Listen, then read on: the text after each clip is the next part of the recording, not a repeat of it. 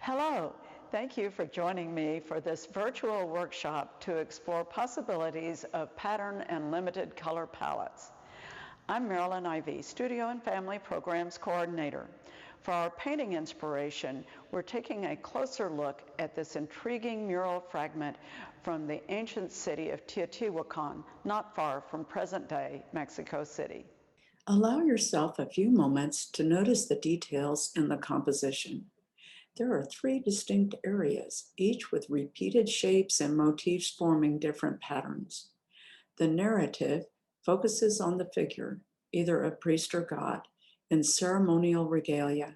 His ornate costume includes a spectacular and enormous headdress. Notice how each feather is outlined and carefully painted. He is sprinkling incense while singing. The incense bag in his left hand has a woven appearance created with dashed lines and a rope-patterned handle. The scrolling shape that curves up from his open mouth represents sound, like a speech bubble. It's edged with plant-like details that may suggest a flowery song. This flowing movement is echoed by the shape extending from his other open hand. The dotted pattern suggests streaming water decorated with blooming flowers. At left, we see a row of 5 triangular agave spines thrust into a stack of reeds. They are painted with the same colors and outlining as the speech scroll, thereby unifying the composition. The remains of a chevron border with alternating colors appears at the top. This 1400-year-old fragment would have been part of a wall fresco on either a residential or ceremonial building. Rich, warm tones make up its limited palette. Salmon orange shapes play off the red background, and an even lighter salmon accents the shapes and important details. I have this codex already assembled so that you can see where we're going with it. It's really a sample booklet that will give you a lot of painting techniques and pattern suggestions. I think we're going to have a lot of fun with it. For our materials, we have watercolor tubes, Van Gogh brand, and these are phthalo blue, madder red lake deep, and transparent yellow medium, and burnt sienna. So we've got our 3 primaries, plus just for fun and special effects, the burnt sienna. And we have a nice assortment of brushes, number 4 and 8 round, and a 1 inch and 1/2 inch flat or wash brush. We have Strathmore 400 watercolor paper. You're going to notice that it has already been cut into strips for this activity.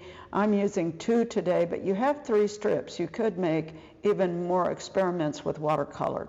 It's already been pressed for a crease as well as punched for our stitching. We have a mixing tray, and I think you're going to see how this layout works well for mixing secondary colors and other color schemes. And finally, we have the needle and waxed linen thread. This one's already prepared for doing our stitching. So in addition to those things for this project, I'm using some plastic wrap. We need plenty of water and containers. And we also have our cards for experimenting with color as we work through these different projects today.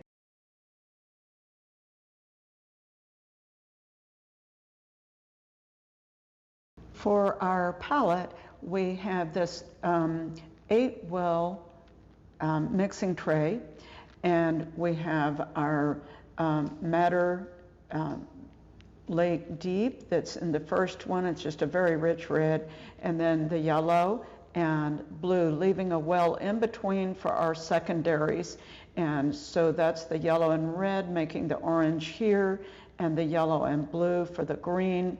And you'll see how I'm going to liquefy those in the slant tray. Then next, I've actually brought over the red with the phthalo blue for this violet. The phthalo is a great sky blue. It's my favorite there. And then we have the burnt sienna and this one, and the sienna and blue will create a gray color later in our program. So you'll see that this paper has two textures. One is more pronounced on one side than the other, and so you can just choose whichever you like for these effects. Part of what we're doing right now is experimenting with these effects. So you're going to see, especially when you first squeeze this watercolor into your well, that it's going to come onto your brush and be really thick. And you do want it to be diluted down, and so that it's not too thick, because then it becomes very shiny when it dries. And so I'm using both of these colors, the sienna and the deep red.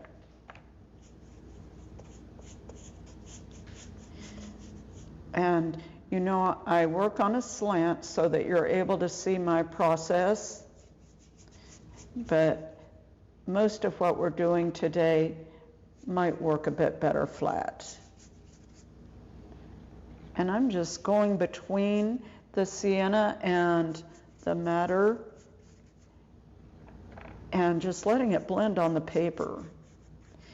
And this is going to dry really fast. So I keep working back and making sure that my paint is really staying rich. So you see these faded areas. I really want to give those attention. Just charge in. We call that charging, when you really let some strong color sit on the paper and not be so absorbed. This is going to be a special effect with the plastic wrap. So I've already cut off a length that's a bit longer than my paper, and I want to lay it onto the watercolor wash so that I don't have to move it around too much. If you do need to move it, you can always repaint your color just a bit, and then I'm going to let all of that patterning happen. So wherever it's touching, it's going to have that deeper color. It's picking up the deeper color there. Do you see how this is a bit faded there?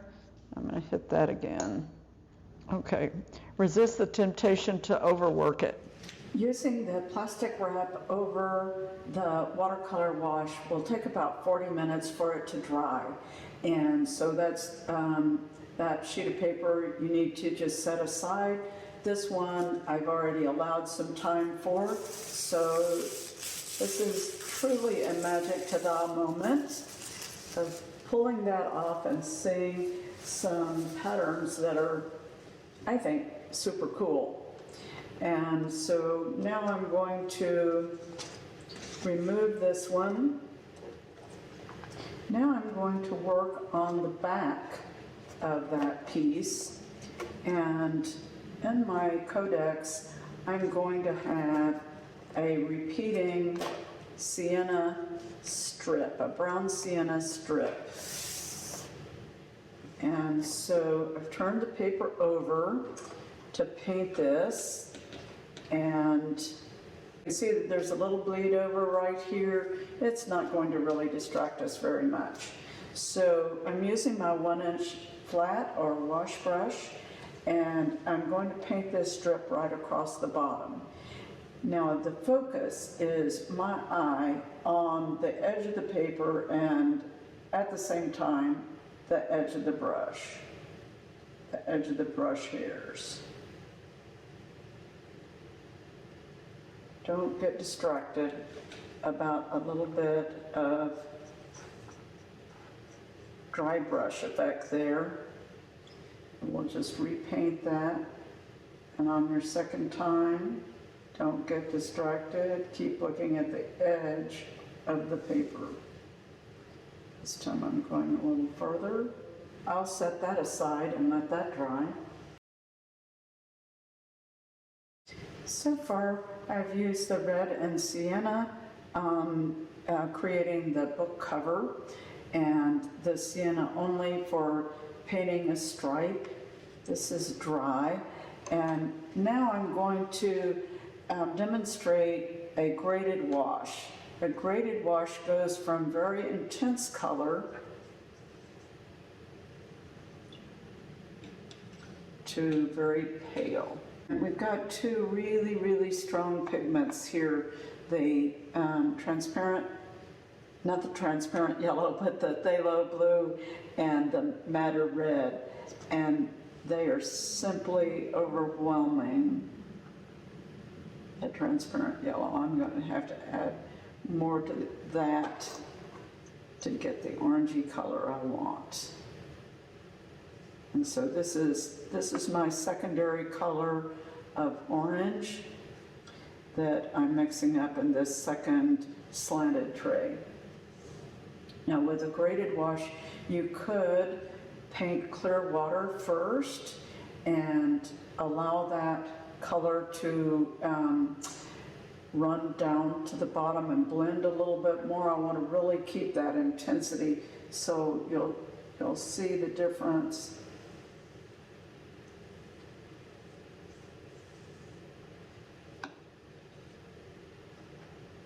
And just laying in this, and that's just a wonderful red-orange color. And I'm going to go from that, before that edge dries, and just continue working my way down. And always making sure that the color is worked up on the brush so that it does not make a heavy streak.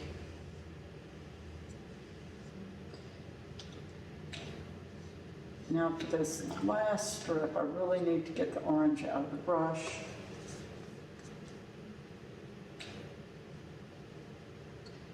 And just go in with the pure yellow.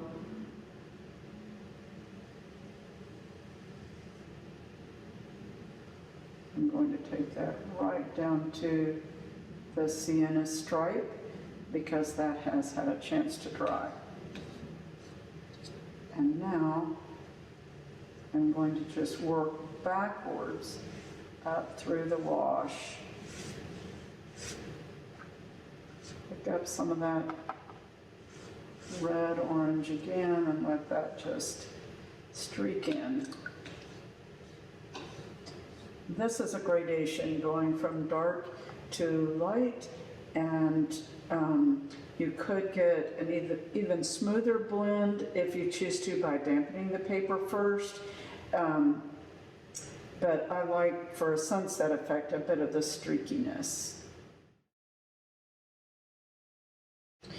Now I'm going to demonstrate painting wet into wet, and I'm going to have two really interesting colors for this wet into wet effect.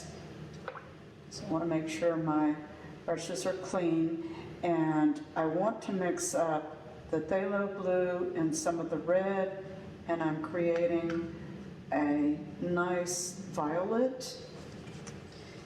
And let's see how that looks. Isn't that nice? Okay, and then also my sienna that you've already seen, and then I'm going to create a gray, and this is the burnt sienna and phthalo blue combo. Now this can go almost black.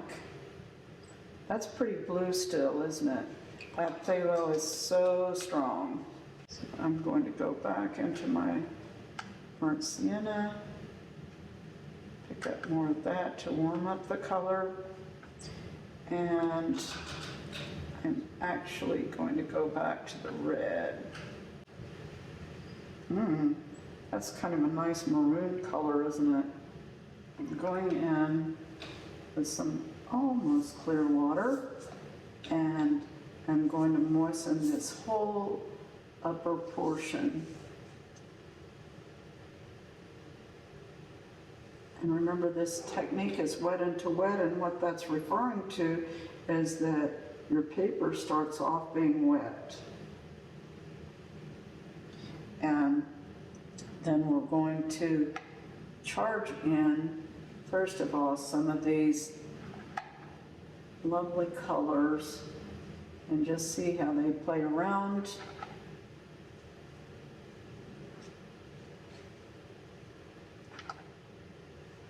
And I'm actually going to play around with some of the sienna by itself and layering that right over the violet.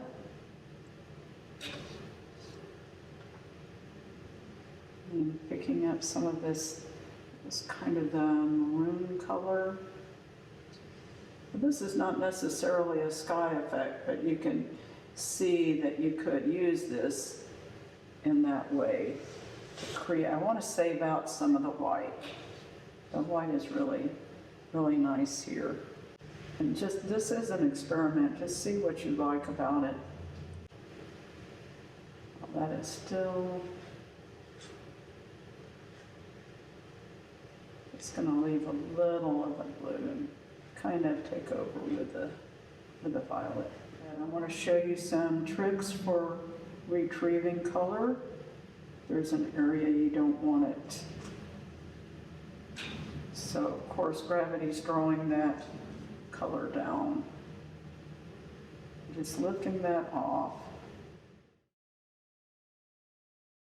So I have another stripe to paint on this piece. This one is the back of that wet into wet wash. Okay, now I'm going to go back to that violet that I just worked up a minute ago, and I'm going to allow this to blend some with that border that I just painted.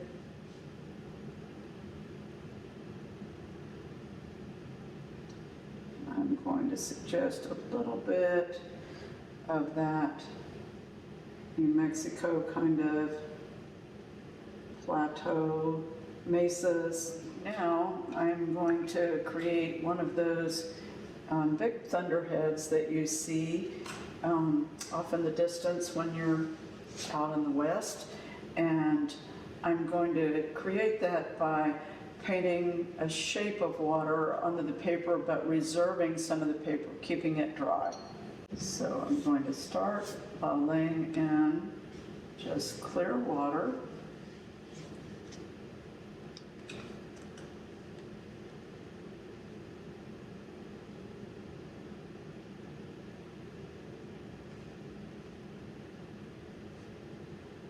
And as we've mentioned, gravity is going to pull some of that down.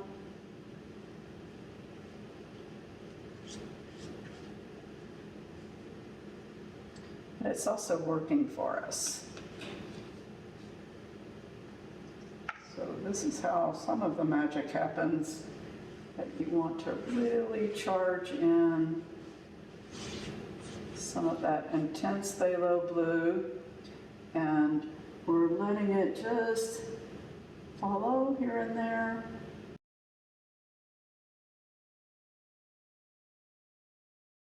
So I thought I would show you a little bit of that gradation that can happen, but also how you can create something really nice where the water is just flowing into that dampened paper.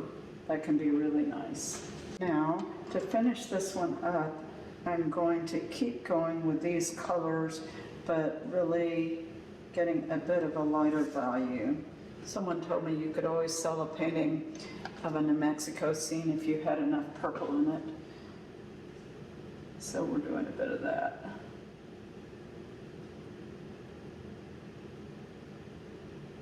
And now I'm just going to kind of doodle with my brush.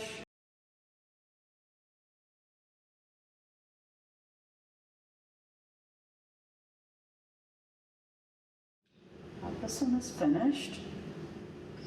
And I have another version of this pre-painted. Now I'm picking up the technique of the Teotihuacan with the chevron pattern, and I've already got some of it started, but I wanted to show you how I did that. So I just measured off 1/2-inch intervals, and then with the top and bottom, and then another row that scooted over just a tad for the point of each chevron. Now I'm going to use that number 4 brush. We haven't had occasion to use it yet. And I'm just using the point of the brush. This is going to be the centerfold of our codex. Right, so this was my wet into wet sky kinds of effects, and now that this one is dry, you can see that some of these inconsistencies in the wetness create some very nice kind of cauliflower shapes or backgrounds that I like a lot. If you don't like those happening, try to keep everything with the same moisture content at the time. So I'm going to show you another pattern technique that it's just something for fun, and I think you'll like it.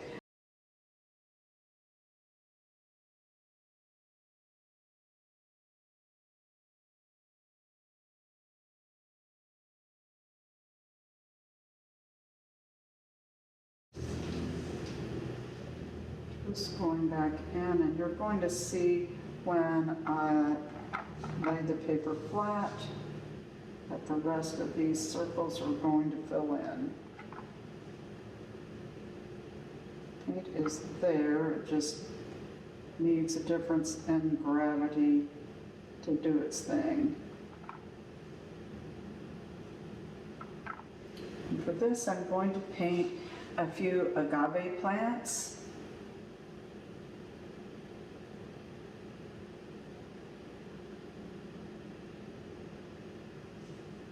Like so, and also I can add a few birds in flight. I got a few splashes here, so I'm going to take advantage of those particular places.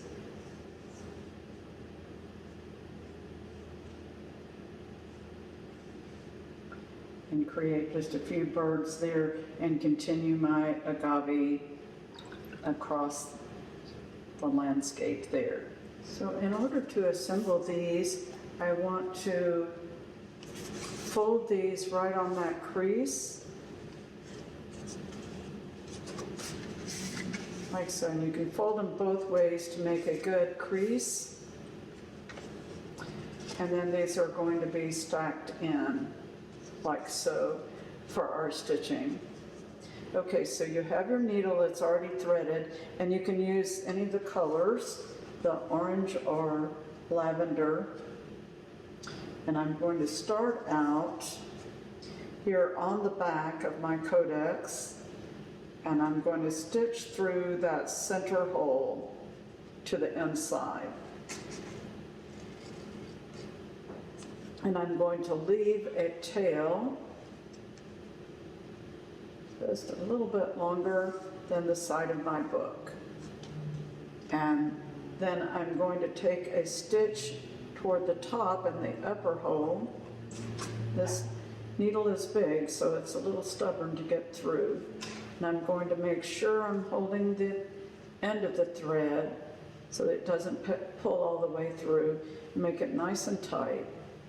Then I'm going into the same hole that I started with, pulling tight, still have my tail, have one stitch, front and back, and then I go into the last hole.